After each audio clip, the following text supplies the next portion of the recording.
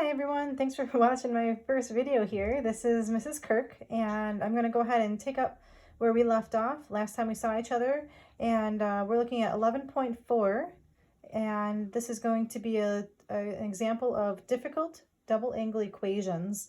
So I don't know, let's see how this works, all right? So if you have your notebook, just need a plain piece of paper to work this out. I've got my heading started over here already, just as we normally would do in class. Let's see here. So I've got to zoom in here a little bit for the title up here. I've marked it as 11.4, difficult double angle equations.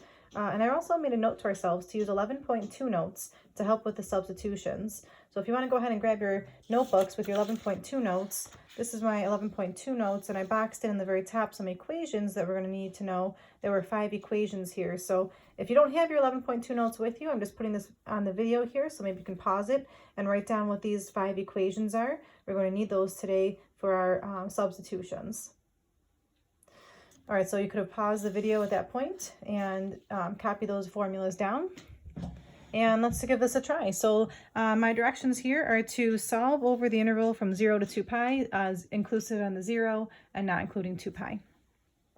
So today for the notes, I want to give you 2 examples to take a look at.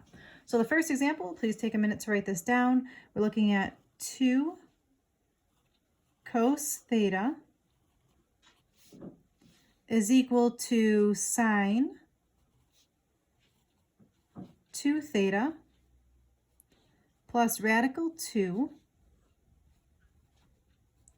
cos theta plus 2 cos theta. So again, this looks like a really complex problem, and I'm just going to take you through this step by step. So the first thing I'm noticing here is I've got cosine everywhere, but I do see one that has sine in it. And the cool thing about this one is that it's a double angle.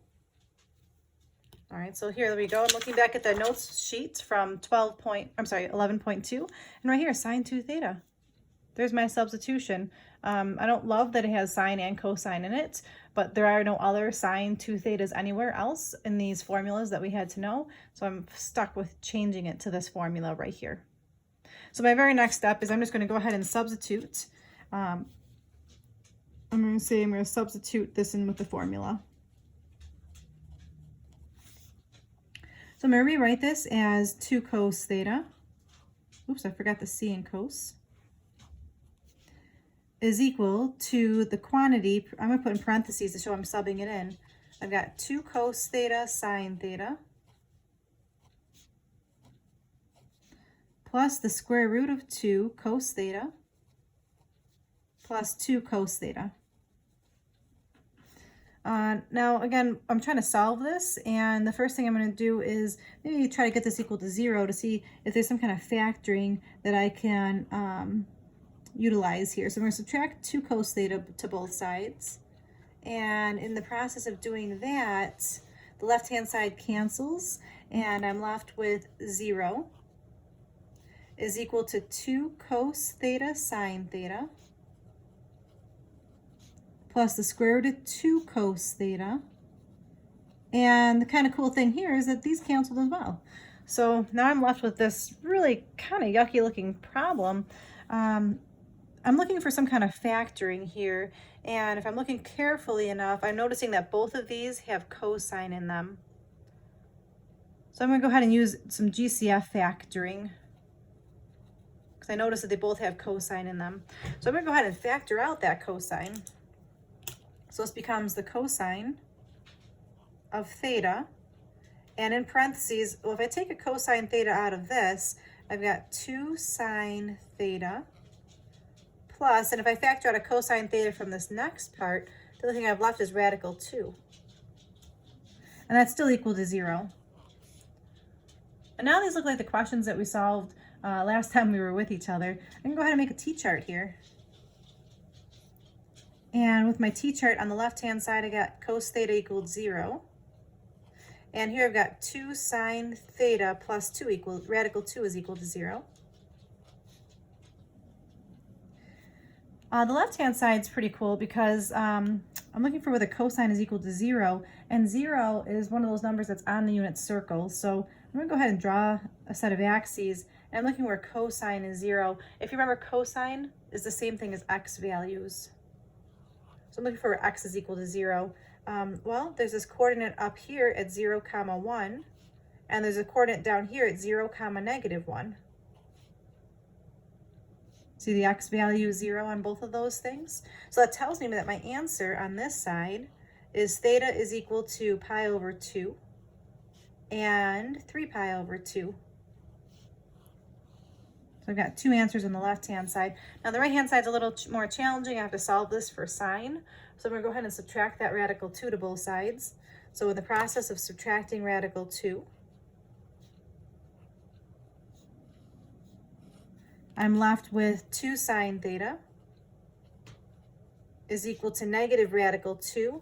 And again, I'm trying to solve this for sine. So I'm going to go ahead and divide everything by 2 to get rid of that 2 in front. So I'm left with sine of theta is equal to negative radical 2 over 2. Hey, wait a second, radical 2 over 2, I know that. That's from that, the handy chart. All right, so I'm going to take a minute and actually draw that chart for myself here in my notes. Because, you know, even though we're not seeing each other face to face, you know me, I like to write any kind of notes on the side of my paper to help me. So we've got sine, you've got cosine, you've got tangent, we've got pi over, what's the first one, everyone? Help me out here. Pi over 6, pi over 4, pi over 3. And then we want to go ahead and fill in that chart to the best of our abilities. We know that this is going to be 1/2 radical 2 over 2 and radical 3 over 2. And this goes in the opposite direction.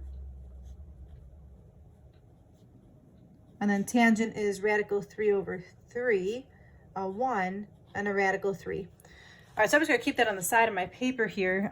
That's going to come in handy for my questions today. I'm going to box that chart in. I'll refer back to that. And again, you can't see it. It's off the page. Sorry, it's my first time trying to record myself. Again, thanks for bearing with me. I really do appreciate it. You guys are awesome. You know that. Okay, so back to this. I'm looking at the sine of theta is equal to negative radical 2 over 2. So what does that mean? I'm going to go ahead and do my reverse SRQ here. S is the sine. Literally right here it says negative, so my sine is negative. The reference angle, I'm looking for where sine is radical 2 over 2. So I'm looking at this chart that I just created. Sine radical 2 over 2 is pi over 4. So my reference angle is pi over 4. And the quadrant, I'm looking for where sine is negative. Where is sine negative? Where is sine negative? Going back to all students take chemistry. Sine is negative in quadrant 3 and quadrant 4. Okay, so how does that help me finish this question? Again, you guys know at this point in the year that I'm a real visual person, so I'm going to go ahead and draw an angle in quadrant 3. The reference angle is pi over 4. But I'm looking for theta. Theta is the measure from the x-axis all the way around. So I know up until here is pi, and it's a little more. So pi plus pi over 4. 4 pi over 4 plus pi over 4 is 5 pi over 4. So this angle right here is 5 pi over 4. And then that would be in quadrant 3. Now I need the angle in quadrant 4. Again, I'm a visual person. I'm going to draw a set of axes, draw an angle in quadrant 4, label the reference angle, pi over 4. But I'm looking from the x-axis all the way around to that terminal side. Well, let's see. Going from here to here, I know is 2 pi. A full circle is 2 pi, but it's pi over 4 less than that. So let's figure out what is 2 pi take away pi over 4. Well, 2 pi is really the same thing as 8 pi over 4. Take away pi over 4.